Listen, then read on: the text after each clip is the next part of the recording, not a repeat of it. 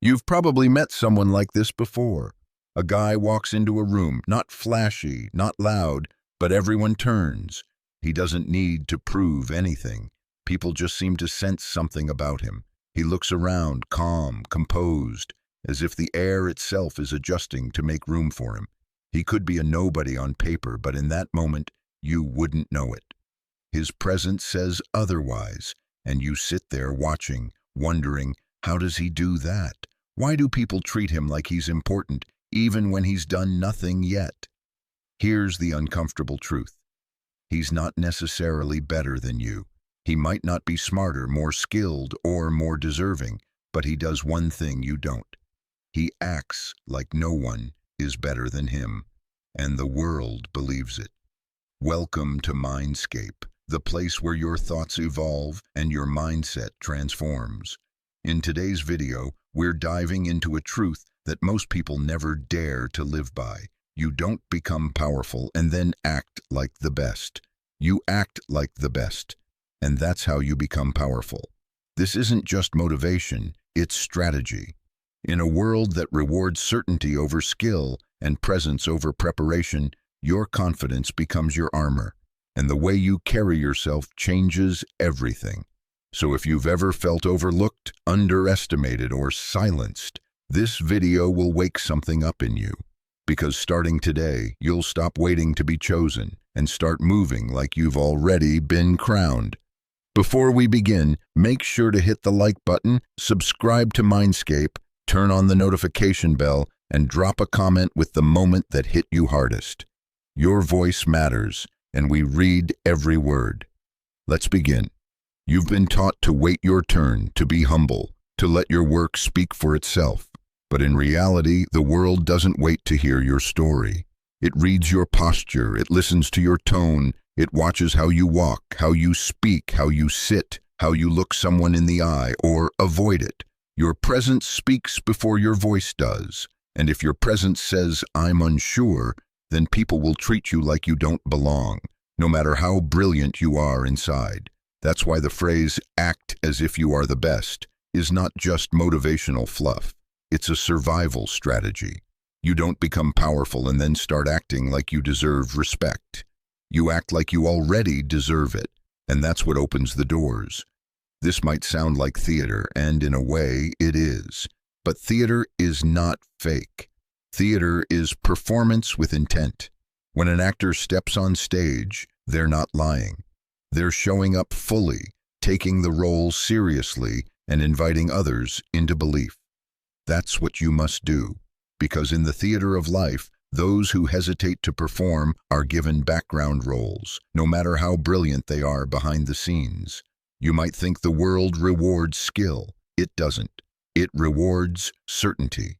The man who walks with conviction gets listened to, even when he's wrong. The man who hesitates, even when he's right, is often ignored. People follow energy. They follow clarity. They follow the one who seems like he knows. Confidence is not a prize you earn after you've won. It's the armor you wear before the fight begins. It's not the result of success. It's the condition for it. Think of the times you let opportunities pass because you didn't feel ready. Think of the conversations where you wanted to speak but doubted your right to say anything. Think of the times you worked harder than anyone else but were still passed over because someone else claimed the position with confidence while you waited for permission. This world doesn't hand out permission slips. It hands out rewards to those who act like they already belong at the table. That's why some of the most successful people aren't the most talented. They're the most convinced. They walk like the ground owes them something. They speak like their words are law. They move like the crown is already on their head, even when it's still invisible. And eventually, the world starts to see the crown too. It's not magic. It's repetition. It's the discipline of showing up every day as the man you want to become, until you've repeated the image so many times that people stop questioning it. They just believe it. You might say, "But I'm not that confident yet." That's fine. You don't need to be. You just need to act like you are, not to deceive others, but to retrain yourself. You're not pretending, you're becoming. You're shaping your presence like a sculptor shapes stone. You carve, you polish, you adjust, and slowly the image becomes real. Remember, movement matters. How you enter a room, how you shake hands, how you listen, how you speak. It's all part of the signal you send. And that signal is not passive, it's active. It either pulls people in or pushes them away. It either says, I am someone, or you can ignore me. People don't dig deep. They respond to what's on the surface. Not because they're cruel, but because that's how we're wired. We don't have time to evaluate everyone's soul. So we go off cues: body language, voice, eye contact, pace, posture, confidence. This is not about arrogance. It's about assumption. If you assume you are powerful, you will begin to walk like it, speak like it, look like it. And the world will slowly reflect that back to you. If you assume you are invisible, that you need to prove yourself first, that others are better than you, then you'll move accordingly. You'll shrink. You'll wait. You'll apologize for taking up space. And again, the world will reflect that back to you. You are not just living in the world. You are projecting into it. And the world is responding to what you project. Not to your potential, not to your truth, but to your signal. So act like you're the best, not to put others down, but to show yourself and the world that you finally understand what no one ever taught you. Power is not granted, it is assumed. And the one who dares to assume it wins. Have you ever wondered why some people, even when they have nothing truly remarkable to offer, still get all the attention? They walk into a meeting, offer a few vague ideas, and yet somehow everyone nods, listens, agrees. Meanwhile, someone else, you perhaps, has spent hours thinking through the problem, refining solutions, preparing carefully, and still your words land softly and die in the air. It's not your intelligence that's lacking. It's not your preparation. It's the signal you send the moment you open your mouth, or even before. The world doesn't follow competence. It follows certainty. People crave something firm to believe in. And when you walk and speak like you're absolutely sure of yourself, you become that anchor others are looking for, even if your ideas aren't perfect. Confidence, then, is not a reward. It's a requirement. If you want to lead, you cannot wait until you feel completely ready. You will never feel completely ready. No one does. That's the secret. The difference is those who rise choose to act like they're ready, even when they're terrified inside. That's the lie that becomes the truth. Because every time you carry yourself like you're in control, people begin to believe it. They adjust themselves to your rhythm. They respond to the image you project, not the facts you carry. This is why you've seen average men lead exceptional teams. Why loud, overconfident voices take up all the space, while the quiet genius remains a footnote. Because the world reflects what you broadcast, not what you contain.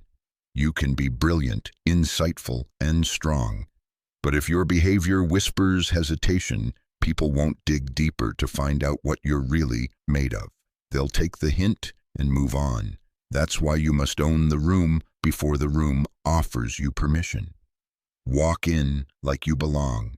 Speak like you've already earned your place. Carry yourself like you've got nothing to prove. Because the moment you try to prove something, you signal that you might not be as powerful as you claim. Even hesitation becomes a message. A delay in response, a nervous laugh, a hunched posture. These are tiny leaks of energy that signal to the room, I'm not sure of myself. And people feel that instantly. And because people are deeply wired to follow strength, or what looks like strength, they begin to reposition you. They put you one rank lower. They take your suggestions with a grain of salt. They test your boundaries more freely. They question your opinions more often. Not because they want to hurt you, but because that's how the human brain operates. We trust what we can feel. We follow what we can sense. And confidence, true or performed, is one of the most powerful emotional signals in existence.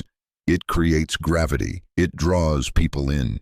This is why you should never wait to be celebrated before you carry yourself like a winner. Never wait to be validated before you stand tall. Never wait for your turn to speak up. Take it. Every hesitation is an invitation for someone else to steal your moment. This isn't about being loud. It's about being sure. Even your silence can command power if you choose it deliberately. When you sit in a room and say little but hold eye contact, sit upright and exude certainty, people begin to wonder what you're thinking. They lean in. They pay attention, because silence, when paired with confidence, becomes mystery. And mystery is magnetic. But silence without presence? That's just invisibility. You must learn the difference. When you walk into a space, your first task is not to explain yourself. It's to occupy it fully, with your spine, your steps, your breath, your gaze, with your energy. Before you say a word, your presence has already started the conversation. And when you finally speak, let your voice carry the weight of your belief. Not just belief in your idea, but belief in yourself. Speak like your words matter, like they carry consequences, like people would be foolish not to listen. Because the truth is, if you speak without belief, your audience won't believe either. And if you don't look convinced of your own power, no one else will be.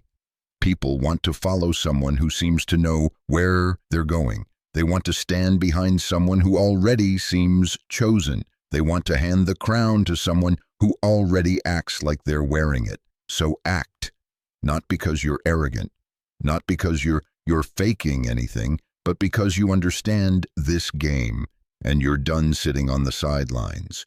You don't owe the world your humility. You owe it your presence. And if you don't claim your space, someone else will.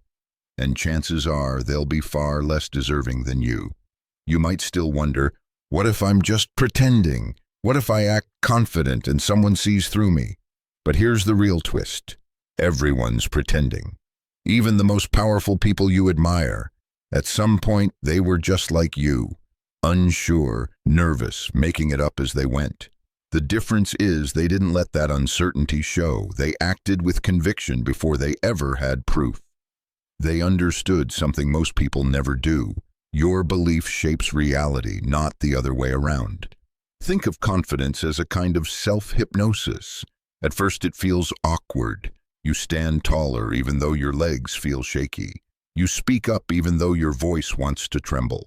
You look someone in the eye even though your instinct is to look away. But the more you repeat it, the more your body learns. The more your voice adapts. The more your energy catches up with your act.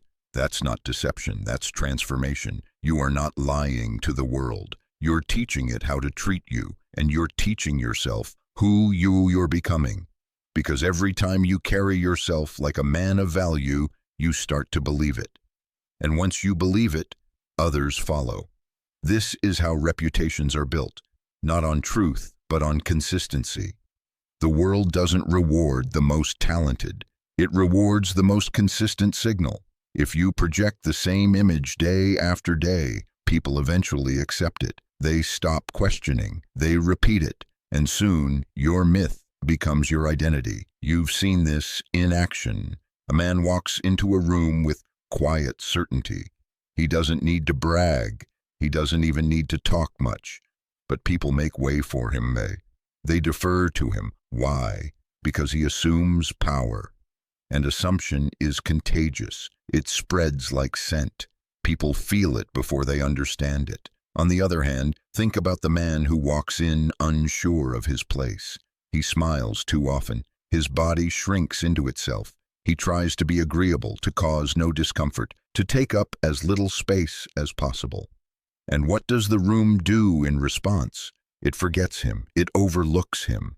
Not because he's not worthy, but because he told the room, without saying a word, "You don't have to respect me." This is the quiet disease of self-erasure, and it is a choice. You can choose to shrink, to defer, to wait until someone tells you you're enough, or you can choose to stand as if you already are. You don't need permission to start acting powerful. You act powerful, and the permission follows. The world will treat you exactly the way you treat yourself. So when you walk into a room, stop playing small. Don't look around waiting for someone to recognize your greatness. Walk like it's already understood. Speak like your words matter. Move like the room belongs to you, not because you want to dominate others, but because you finally refuse to disappear. People respect certainty, not perfection, not humility, not even skill. Certainty. You can be wrong and still lead. You can lack experience and still be trusted, as long as you carry yourself like someone who believes fully in who they are becoming. That's why confidence is not volume. It's not shouting or taking up space aggressively. It's presence. It's the quiet strength in your posture, the calm in your voice, the stillness in your eyes. It's moving slowly, deliberately, because you don't need to rush for approval. It's holding silence like a weapon. It's not needing to convince, because you've already decided who you are. Others catch on fast. People want someone to follow, someone to trust, someone who carries belief like a flame and lights the way for others. And when they sense that energy in you, they start to organize around it, not because you forced them to, but because they were waiting for someone like you to appear. So don't wait. Don't keep asking yourself if you're ready. Readiness is a myth. No one feels ready. The strongest people you know were just bold enough to act before they were certain. They jumped and learned to land on the way down. That's your job now. Not to perfect your image, but to choose it. Not to wait for proof, but to assume your role. Not to apologize for who you are, but to broadcast it with quiet force.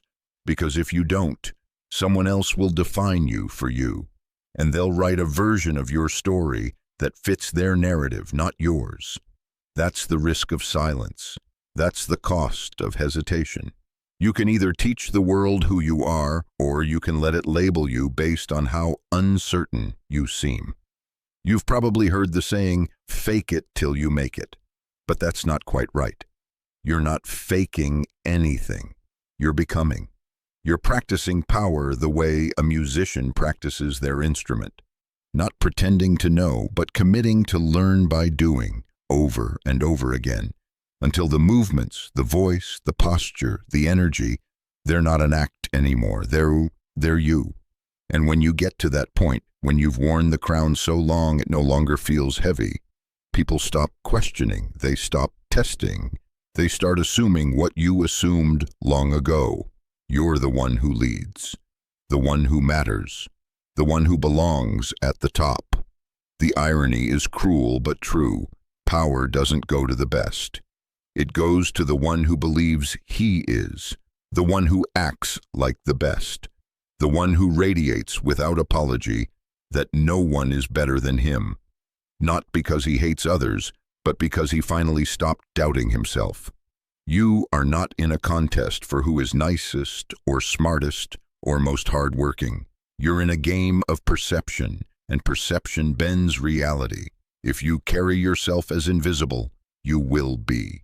If you speak like you're unsure, you will be challenged and ignored. But if you speak with calm conviction, move like your steps have purpose, and stare into the world like nothing can shake you, people will feel it, and they will respond. You don't need to scream to be powerful. You don't need to dominate to lead. You don't even need to have it all figured out. What you do need is to drop the habit of asking permission to exist. Stop waiting for someone to recognize your potential. Stop hoping someone will call on you. Stop shrinking your presence to fit someone else's comfort. If they're uncomfortable with your greatness, let them squirm. That's not your problem anymore. Power is not a reward handed out by fair judges. It's a mirror. It reflects whatever you send it. If you send fear, it gives you rejection. If you send confidence, it offers opportunity. You are not just walking through life. You are declaring yourself with every step. And every time you walk into a room, every time you speak, every time you choose to be silent or to act, you're sending a message. This is who I am. This is how I expect to be treated. So let me ask you, what have you been broadcasting? Have you been acting like a man who is still waiting to become good enough, or a man who already knows he is? Have you been walking like someone unsure of his worth, or someone who carries himself like the world owes him attention? Because that answer, more than your talent, your resume, or your intentions, is what determines how the world will treat you. If you assume you are a background character, the world will never cast you as the lead. If you act like your voice doesn't matter, people will stop listening. But if you assume you are necessary, if you move like you are valuable, then others will adapt to that energy. They will believe what you believe. Because confidence, when repeated with discipline, becomes truth. You may not control every situation. You may not always get the outcome you want. But you do control how you show up. And when you show up with certainty, people feel it. When you walk into a room and your presence speaks before you do, something shifts.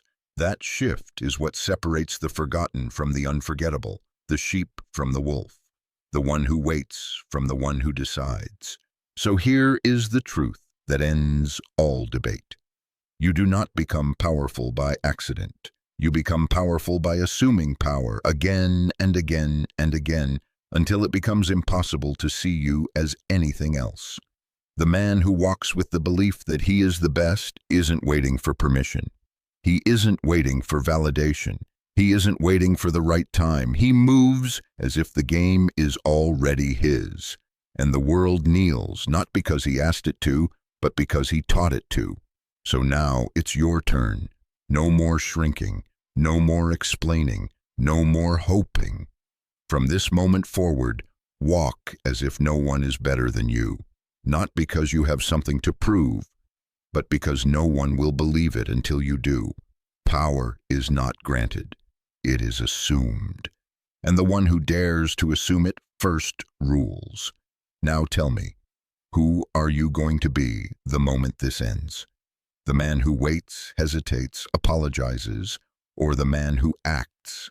And remember, confidence isn't a reward. It's the starting point. Power isn't given, it's claimed. And the man who dares to assume greatness becomes it. So if this video sparked something within you, do one thing. Like this video, subscribe to Mindscape, turn on that bell, and drop a comment below about how you're going to walk into your next room with presence, with certainty, with no apologies. This is Mindscape, and this is just the beginning. We'll see you in the next one.